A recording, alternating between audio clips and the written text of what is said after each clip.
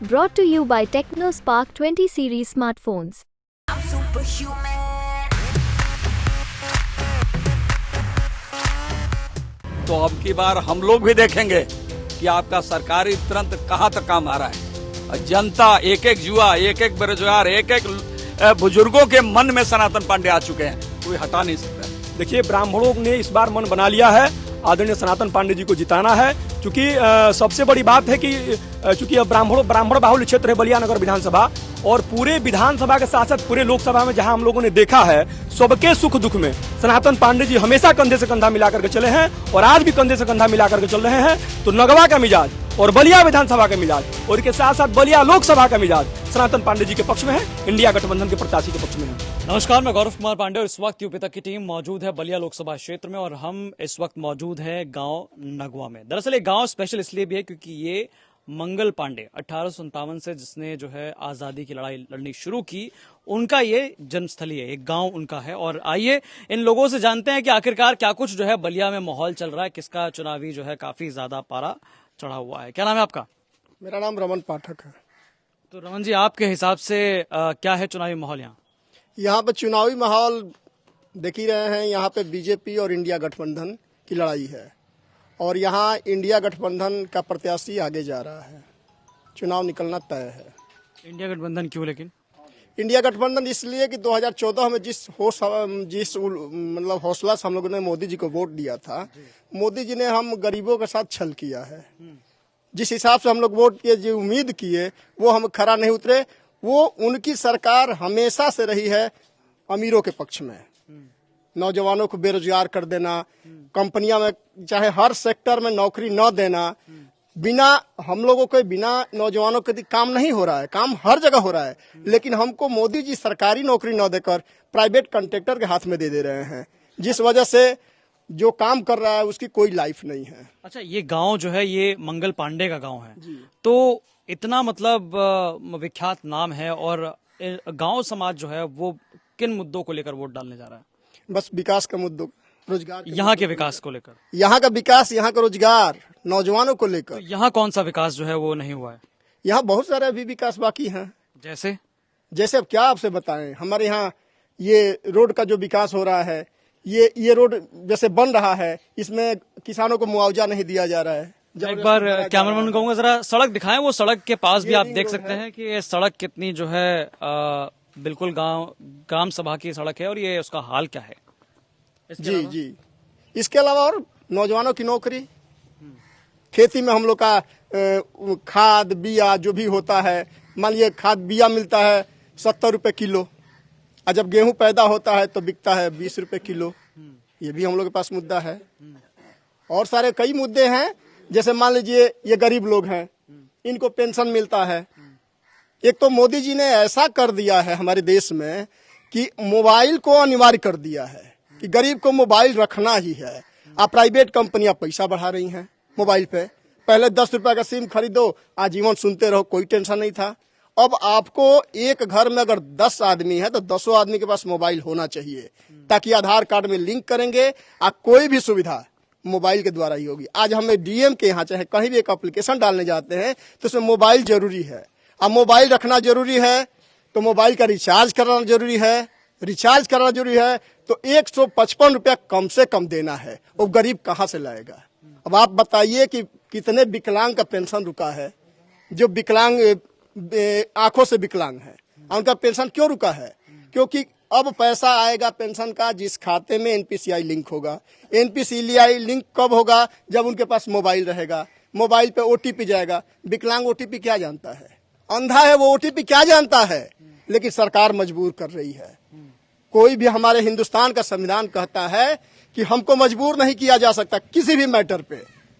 हम high school का परीक्षा भी दिए हैं तो उसमें दिया जाता है कि ये सवाल कीजिए या अथवा ये कीजिए, उसमें भी मजबूर नहीं किया। लेकिन ये सरकार आपको मजबूर कर रही है कि आपको यह करना ही है, मोबाइल रखना ही है, और मोबाइल कंपनी पैसा बढ़ा रही है।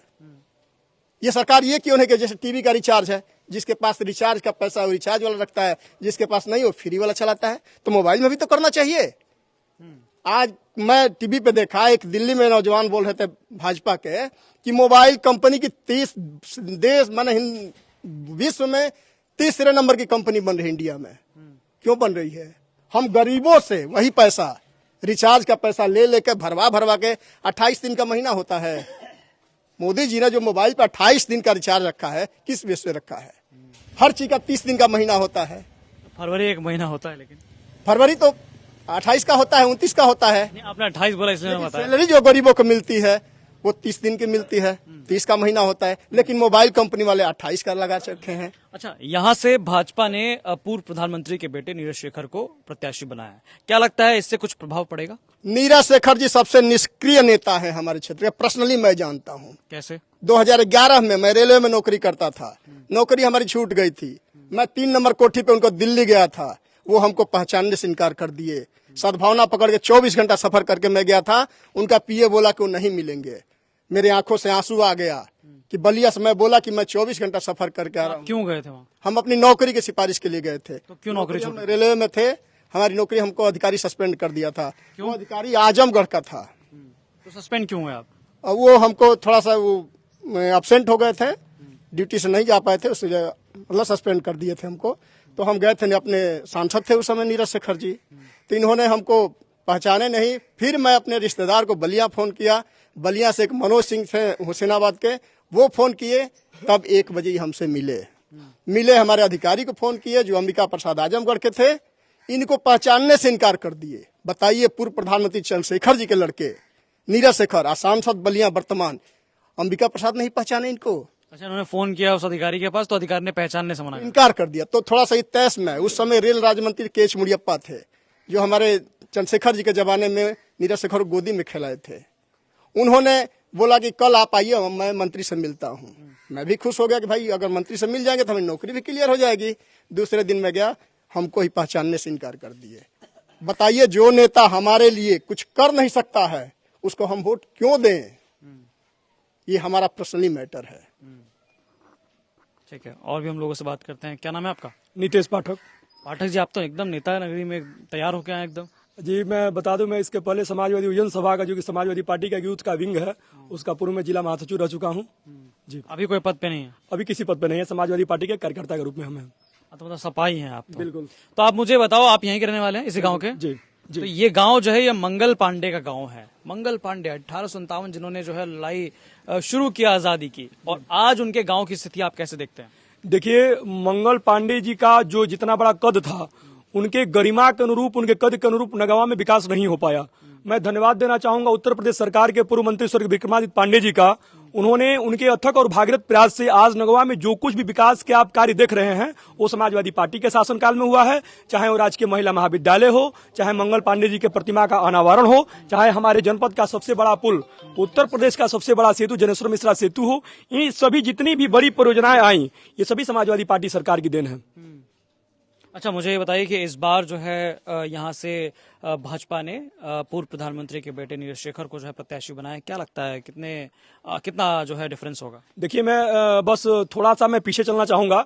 2008 में जब पूर्व प्रधानमंत्री चंद्रशेखर सिंह जी का जब निधन हुआ, उपचुनाव में समाजवादी पार्टी ने इनको अपना प्रत्याशी बनाया और बहुमत के साथ, बहुत माने भारी मतों से विजयी होकर के ये सदन में गए। उसके बाद फिर दोबारा 2009 में जब हमारे देश में लोकसभा के चुनाव हुए, उस समय भी समाजवादी पार्टी ने इनको टिकट देकर उम्मीदवार बनाया और पार्टी के सिंबल पर जीत करके सदन में गए। 2014 के भी लोकसभा के चुनाव में समाजवादी पार्टी ने इनको अपना उम्मीदवार बनाया, लेकिन दुर्भाग्य से ये चुनाव नहीं जीत पाए। उसके तत्काल बाद समाजवादी पार्टी की सरकार ने इनको राज्यसभा में भेजा, राज्यसभा के सांसद रहे। 2019 में इनको टिकट नहीं मिला, इन्होंने पाला बदल लिया। और दुर्भाग्य कहा जाएगा, बलिया का इतिहास, भृगु बाबा, चाहे वो सांस्कृतिक इतिहास की बात की जाए तो भृगु बाबा के नाम महर्षि भृगु का नाम आता है। अगर क्रांतिकारी के क्षेत्र में देखा जाए तो मंगल पांडे जी का नाम आता है, और राजनीति के क्षेत्र में देखा जाए तो स्वर्गीय मिश्र जी का नाम आता है, चंद्रशेखर सिंह जी का नाम आता है, जेपी जी का नाम आता है। अपने 17 वर्षों के राजनीतिक जीवन में पहली बार मंच से उन्होंने भृगु बाबा का जय बोला। तो मेरे समझ से यह पूरे बलिया वासियों का अपमान है, बलिया जनपद का अपमान है और बलिया के बच्चे का अपमान है। और 17 साल के उनके कार्यकाल में मुझे नहीं लग रहा है कि मंगल पांडे गांव में वो गिने चुने 2 4 5 बार आए होंगे, आए भी होंगे, किसी व्यक्ति विशेष के दरवाजे पर बैठ करके चले गए होंगे। उनके कार्यकाल में कुछ भी कार्य नहीं हुआ है। जो भी कार्य हुआ है नगवा में मंगल पांडे जी के नाम पर समाजवादी पार्टी की सरकार में हुआ है, अखिलेश यादव जी की सरकार में हुआ है, स्वर्गीय मुलायम सिंह यादव जी की सरकार में हुआ है। लेकिन भैया, अगर जैसे हम इस गांव में जब आ रहे थे तो आते हुए हमने जो है उनका वो स्मारक देखा, उसका हाल तो अभी भी बदतर है। जी मैं बता दूं, अभी पिछले साल से वहां पे काम लगा हुआ है। और मैं एक और बात निवेदन करना चाहूंगा, आजादी के कई दशक बाद लगभग 2015 में जो मुख्य मार्ग है जहां से हम लोग एंट्री किए हैं मंगल पांडे स्मारक में, वो रास्ता नहीं बना था। वो भी रास्ता समाजवादी पार्टी की सरकार में बना। और जो आप नवनिर्माण देख रहे हैं, इतना बड़ा पैसा आया, इतना बड़ा बजट आया कार्य कराने के लिए, नवनिर्माण कराने के लिए, आपने जाकर के देखा किस तरीके से वहां पे अव्यवस्थाएं हैं। और जो भी कार्य हुआ है मानक के अनुरूप कार्य नहीं हुआ है वहां पे। अच्छा, इसके अलावा ये भी कहा जाता है कि बलिया में जो है ब्राह्मणों की तादाद ज्यादा है, तो क्या लगता है कि ब्राह्मणों के बीच क्या चल रहा है इस चुनाव को लेकर? देखिए, ब्राह्मणों ने इस बार मन बना लिया है, आदरणीय सनातन पांडे जी को जिताना है। क्योंकि सबसे बड़ी बात है कि चूंकि अब ब्राह्मण बाहुल्य क्षेत्र है बलिया नगर विधानसभा, और पूरे विधानसभा के साथ साथ पूरे लोकसभा में जहां हम लोगों ने देखा है, सबके सुख दुख में सनातन पांडे जी हमेशा कंधे से कंधा मिलाकर के चले हैं और आज भी कंधे से कंधा मिलाकर के चल रहे हैं। तो नगवा का मिजाज और बलिया विधानसभा का मिजाज और इसके साथ साथ बलिया लोकसभा का मिजाज सनातन पांडे जी के पक्ष में है, इंडिया गठबंधन के प्रत्याशी के पक्ष में है। चलिए, हम और भी लोगों से बात करेंगे जो यहाँ के गाँव के लोग हैं। क्या नाम है चाचा?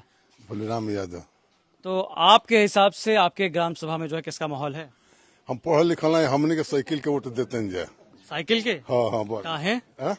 सनातन बाबा का दूसरा के कहा देव हमने के तमाम के दूसरों को देव तो लोग कहे कि साइकिल के दल तो हमने क्या कहीं जाए। हम तो हमने सनातन पढ़ा के वोट देते हैं बस। ठीक है, तो और भी लोगों से बात करते। क्या नाम है आपका? मुमताज। तो आपके हिसाब से जो है क्या आपके ग्राम समाज में जो है माहौल चल रहा है? समाजवादी पार्टी का चल रहा है। क्यों, ऐसा क्यों? क्योंकि ये काम किए हैं लोग। जी। तो भाजपा से भी जो है इससे पहले वीरेंद्र सिंह मस्त आपके सांसद थे, तो उनके कार्यकाल में ऐसे कौन से काम नहीं हुए जिसको लेकर आप आगे सोचते हैं कि ये काम आने वाले प्रत्याशी करेंगे? काम बहुत कम हुआ है उनके कार्यकाल में। अच्छा जी, ठीक है, हम और भी लोगों से बात करेंगे और जानेंगे आखिरकार क्या कुछ जो है माहौल चल रहा है यहाँ पे। क्या नाम है आपका? विनोद कुमार पाठक। तो विनोद जी, आपके हिसाब से आपके लोकसभा क्षेत्र में किसका माहौल है? यहाँ तो समाजवादी का माहौल है। अच्छा, वो क्यों? क्योंकि इसके पहले जो सांसद लोग रह चुके हैं आज तक बलिया का संपूर्ण विकास नहीं कर पाए हैं। इस वजह से कई बार इन लोग को देखा गया, बस आते हैं, जीते हैं चुनाव और जाने के बाद 5 साल बाद ही फिर अपने क्षेत्र में आते हैं बस। अच्छा, इस बार भाजपा ने पूर्व प्रधानमंत्री के बेटे को जो है नीरज शेखर जी को जो है प्रत्याशी बनाया है, कितना प्रभाव पड़ेगा इस चुनाव पर? चंद्रशेखर जी का नाम बस जिंदा है, उनके लड़के ने उनके नाम को डुबो दिया है। क्योंकि चंद्रशेखर जी जिस अनुरूप थे, समाजवादी झंडा लेके ढोते रहे, इन्होंने चंद्रशेखर जी के सपने को मिट्टी में मिला दिया है। अच्छा, वो कैसे? और इसलिए कि चंद्रशेखर जी का सपना था कि बलिया का संपूर्ण विकास हो, लेकिन वो असमय चले गए। लेकिन इन्होंने, इनके द्वारा 2 बार सांसद रहे ये, बलिया का आज तक कोई विकास नहीं कर पाई है आज तक। आज भी राज्यसभा के सांसद हैं, फिर भी इनका कोई विकास नहीं धरातल पर दिख रहा है जी। ठीक है, और भी हम लोगों से बात करते हैं। क्या नाम है आपका? अवधेश कुमार पाठक। तो आपके हिसाब से क्या माहौल है? हमारे हिसाब से जो माहौल बन रहा है, 2 मुद्दे हैं। एक स्थानीय मुद्दा है यहाँ पे और 2 बाहरी मुद्दे हैं। स्थानीय मुद्दा जो यहाँ पे है, 8 बार इनके पिता श्री सांसद रहे हैं। 8 बार सांसद रहने का मतलब होता है कितने साल हो गए। उसके बाद 2 बार ये सांसद रहे हैं, उसके बाद 2 बार राज्यसभा सांसद भी रहे हैं। और विकास के नाम पे बाप और पुत्र दोनों का कार्यकाल मिला लिया जाए तो नगण्य है, शून्य के बराबर है। तो पहले तो स्थानीय मुद्दा हो गया है। दूसरा हो गया जो वह है, उसमें जनता जितनी भी है, मैं सैनिक हूं, मैं 41 साल देश सेवा किया हूं, और ये लोग नारा दे रहे हैं कि सैनिकों का सम्मान किए, राष्ट्र का सम्मान किए, ये सब सारे नारे आजकल उसमें हैं। लेकिन मैं सच्चाई ये बताऊं कि पहली जो इनकी सरकार थी अटल बिहारी वाजपेयी की, वो पेंशन खत्म किए सबकी। अब की बार इन्होंने सेना का भी पेंशन खत्म कर दिया। 4 साल का अग्निवीर की योजना ये लोग लाए हैं, जिसमें सैनिकों का भी पेंशन खत्म हो गया है। हमारे देश के युवा जितने हैं और हमारी सेना है, वो आज के जमाने में अनुभव शून्य हो गई है।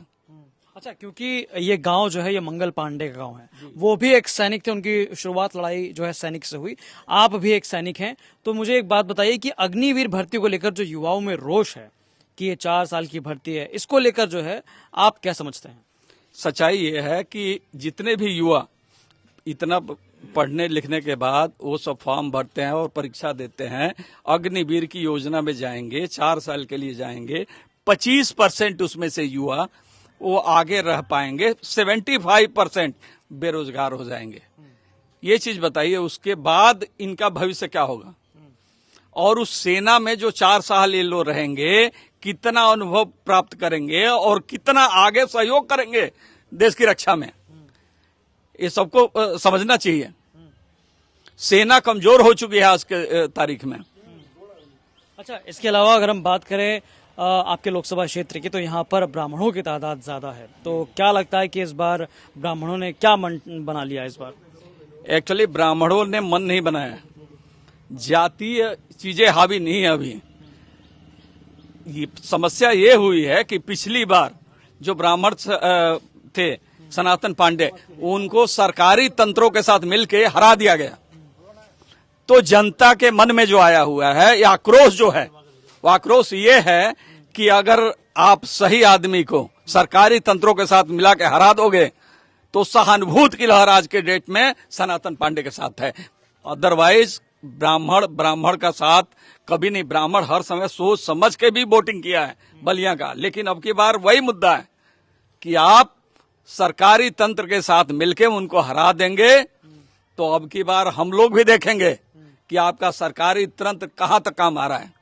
जनता, एक एक युवा, एक एक बेरोजगार, एक एक बुजुर्गों के मन में सनातन पांडे आ चुके हैं, कोई हटा नहीं सकता है। लेकिन नीरज शेखर से भी हमारी बातचीत हुई, हमने उनका इंटरव्यू लिया, तो नीरज शेखर साफ तौर पर ये दावा करते नजर आए कि सभी जो है, सभी वर्ग यहाँ पर भाजपा की ओर देख रहा है, मोदी जी के चेहरे पर चुनाव लड़ रहा है। जी, ऐसा तो होता ही है। हर पार्टी, हर सदस्य बोलेंगे, जो पार्टी का होगा वो बोलेगा ही, लेकिन यहाँ के युवा, यहाँ के बुजुर्ग और यहाँ के जैसे आप आए हुए हैं, उसमें आप आज जाके देखिए, एक एक लोगों के मन में बसा हुआ है, एक एक लोगों का मन बसा हुआ है। अब मुद्दा वो नहीं रह चुका है जो ये भटका रहे हैं, राम मुद्दा, ये मुद्दा, वो मुद्दा। महंगाई, बेरोजगारी, ये सबसे बड़ा मुद्दा है इस देश का, जिससे ये लोग मुंह मोड़ रहे हैं। जब भी इनसे प्रश्न पूछोगे आप, ये हर समय उठा के बोलते हैं कि पाकिस्तान को देखिए, पीओके को हम अपना लेंगे। अरे अपने देश के बारे में आप बात कीजिए कि हम यहाँ क्या करेंगे। हर पार्टी जो इलेक्शन लड़ती है वो ये बोलती है कि मैंने आज तक इतना काम किया है और आज के रूप में हमारे भविष्य में भारत के निर्माण के लिए हमारी क्या योजनाएं हैं वो बताएगा। लेकिन ये लोग ये बताते हैं कि पाकिस्तान की तरफ देखिए, पीओके की तरफ देखिए, राम जन्मभूमि देखिए। क्या इससे मुद्दे हल हो जाएंगे? अच्छा, मतलब ये जो तमाम मुद्दे हैं जो भाजपा द्वारा जो बताए जाते हैं कि जैसे कि हमने प्रधानमंत्री का बयान सबसे पहले सुना मंगलसूत्र को लेकर, आरक्षण को लेकर, और उसके बाद कहा जा रहा है कि राम मंदिर भी एक बड़ा फैक्टर है इस बार, जो है वोटिंग पर कुछ ना कुछ इफेक्ट डालेगा। तो ये सारे तमाम मुद्दे कुछ जो है इफेक्ट नहीं डालेंगे इस बार चुनाव में? 3 चीजें बता रहा हूं। 2014 का जो चुनाव हुआ, ये लोग भ्रष्टाचार के ऊपर लड़े थे। इनका सहयोग दिए थे अन्ना हजारे से लेके, अरविंद केजरीवाल से लेके, रामदेव से लेके सारे लोग इनका साथ दिए थे। भ्रष्टाचार के मुद्दे पर लोग चुनाव लड़े। 2019 का चुनाव इन्होंने पुलवामा के मुद्दे पर लड़ा, सैनिकों के ऊपर। पुलवामा की सच्चाई ये है कि आज तक 300 केजी जो आरडीएक्स आया था, ये पता नहीं लगा पाए। राम का मुद्दा, राम को हम लाए हैं, लेकिन आज तक अभियुक्तों को नहीं ला पाए, लोग बता ही नहीं पाए, कोई खुलासा ही नहीं हुआ। तो 2019 का वो मुद्दा था। 2024 में केवल बेरोजगारी, महंगाई, ये सब मुद्दा है और इस पे ये लोग बैकफुट पाए हुए हैं। जितने भी नारायण लोग दे रहे हैं, मंगलसूत्र दे रहे हैं, चाहे जितना भी दे रहे हैं, सब में फंसते जा रहे हैं लोग। आपने देखा होगा कि मंगलसूत्र में कितना छीछा लेदर इन लोगों का हुआ था। उसके बाद जितनी ये लोग नारा दिए, सब में आ रहा है। पहला ये चुनाव हो रहा है कि जिसमें ये खुद फंस रहे हैं उसके पहले जितने भी चुनाव हुए हैं उसमें कांग्रेस वाले कुछ स्टेटमेंट देते थे और उसी को पकड़ के ये लोग उछाल के और जीतते थे। अब की बार ऐसा नहीं है। अब की बार जो राहुल गांधी ने 4000 वर्ग किलोमीटर यात्रा किया है, एक एक दबे कुचले सबके साथ मिलके गले लगा के और मिला है, उसका बहुत बड़ा प्रभाव है, बहुत बड़ा इफेक्ट है। बलिया में भी हर जगह है, बलिया में ही नहीं पूरे देश में है। तो आपने साफ तौर पे सुना, ये मंगल पांडे का गांव है और मंगल पांडे के गांव से जो यहाँ के ब्राह्मण है और बाकी तमाम समाज के जो लोग हैं उनका कहना है कि साफ तौर पर इस बार जो चुनाव में हावी मुद्दा है वो है युवाओं का, रोजगार का, महंगाई का, और इसी मुद्दे पर यहाँ के लोग जो है वो वोट देने जाएंगे इस बार 1 तारीख को। तो बाकी तमाम ऐसी ही चुनावी कवरेज के लिए आप देखते रहिए यूपी तक। धन्यवाद।